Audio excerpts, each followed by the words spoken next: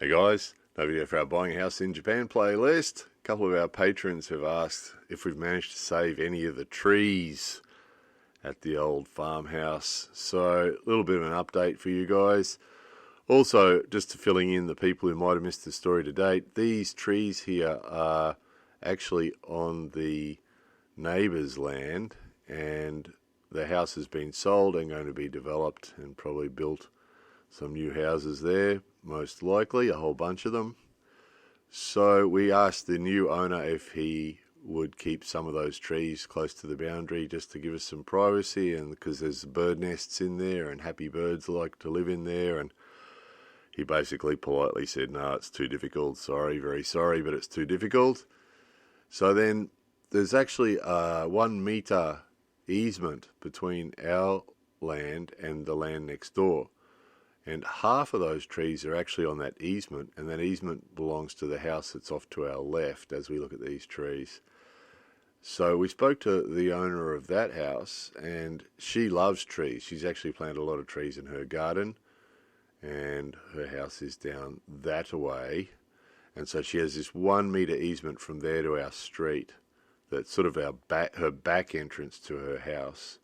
So they don't usually use it, but she owns it, and she appreciates trees too. She's planted trees at her place, and so she sort of seemed quite happy with the idea. And so we said to her, "Would you mind asking them if the trees, because some of those trees actually are on her land, and would you mind asking the owner of the new place if he would leave your trees where they are and just cut down his?" So it would mean the trees to the left of our image there, half of them would still be standing, which would be great for the birds and great for the bird nest up there and great for our privacy and great in summer.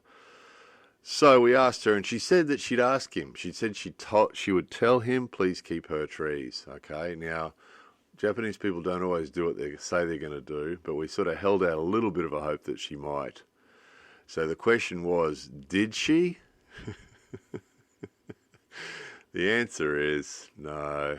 No, she didn't. So we're sort of holding out a glimmer of hope. You know, we'd sort of discussed it in the house quite a bit. You know, what do you think's going to happen? And you know, she stood there in front of the trees with us, and sort of she was saying, "Oh yeah, it's lovely." And you know, she's planted trees, lots of trees around her house, and we're saying, you know, they're going to build a 2-story house right there, most likely, and you know, the birds will lose their home. And she said, yeah, the trees are much better. And she was agreeing with everything we were saying. And yeah, I'll tell him that I want to keep the trees that are on my part of the land. And we were saying, oh, that's great, because, you know, that'll give us quite a few of those trees to be going on with. And then after she went away and we went inside and started talking about it, we were saying, what do you think? And, oh, not likely. And we actually talked about it on a previous video, and we just had our doubts because, you know, it's just the way they are. People in Japan just accept stuff. They don't push back against anything. So if the developer that's going to develop those houses had said to her, look, it's too hard to keep them, you know, it's just easier if we just remove them all, she wouldn't have pushed back, even despite what she said to us. So those who've been watching our videos for a while would have heard lots of examples of this. You know, what Japanese people say and what they actually do are often two radically different things.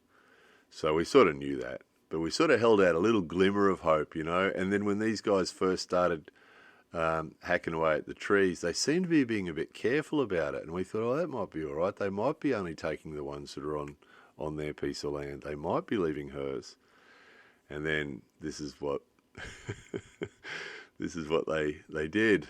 So yeah, they're all gone. So we do have a couple of different plans in mind, but we're not quite sure. We want to wait and see what they do. We anticipate a 2-story building 1 metre from the boundary, and probably a little brick wall, probably about half a metre high, with a wire fence about a metre high on top of that. So the first half metre of brick, and then another metre maybe of wire. That's the standard. We showed you that sort of image before. We showed you a funny video once about double fences, and that is the standard for a new house. That new house video we showed you recently with the 3 houses on the little block with no trees at all and bitumen all around, if you have a look at that video again, you'll see that that's the design, is the couple of layers of brick with a wire fence on top about 1 metre high. So we're anticipating that's what they'll do. But we just sort of want to see exactly what they do, and we want to see where the windows are on the 2-story building that they build. We're guessing it's a 2-story building. That's the standard here. So pretty much that.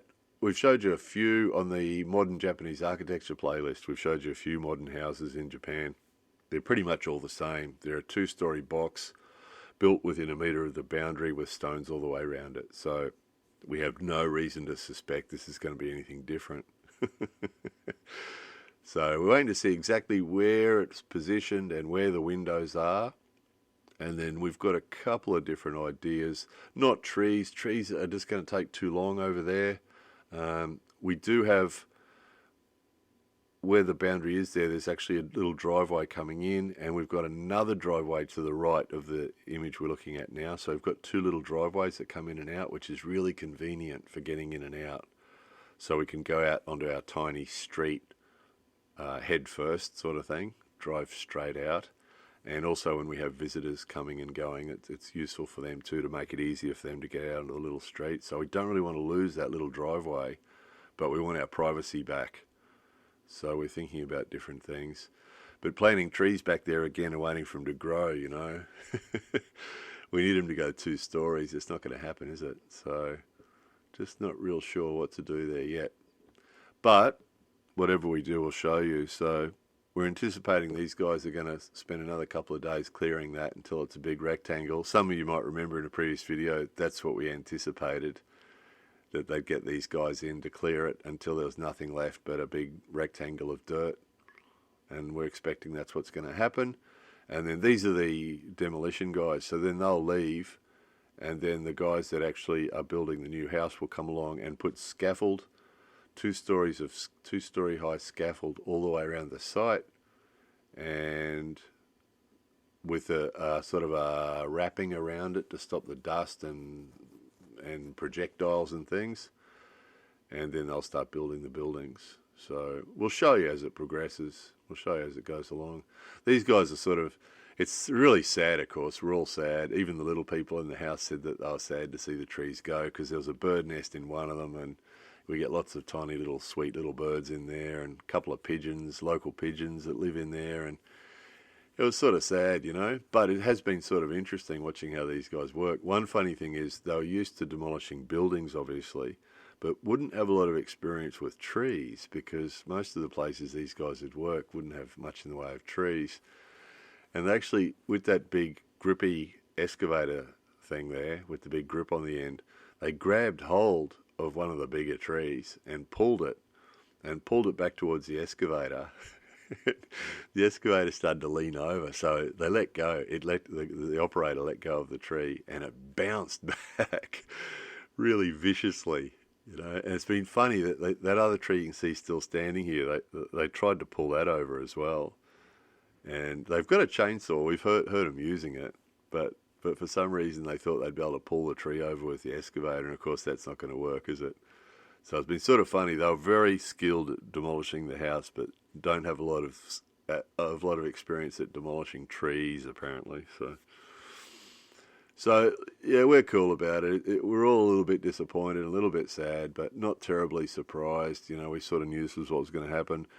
And the wisest words in Japanese probably that are applicable to this is shogunai. You know, it can't be helped. And so we're just accepting it and go, well, that's what's going to happen there. And we'll just try and come up with a good strategy for giving us a little bit more privacy back when they finish doing whatever they're doing. So, and we'll show you guys as it develops, as the development develops. We'll show you what's going on. So there you go. You guys on Patreon that were asking the question, did we manage to save any trees? The answer is no. Of course, we still have the trees on our land.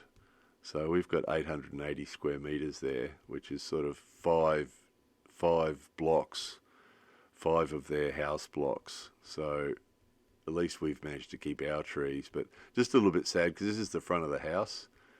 So we've gone from that lovely green lush, foresty, outlook from the front of the house to that. So obviously a little bit disappointing for all of us. But Shogunai, it can't be helped, and life goes on. Anyway, more videos coming soon.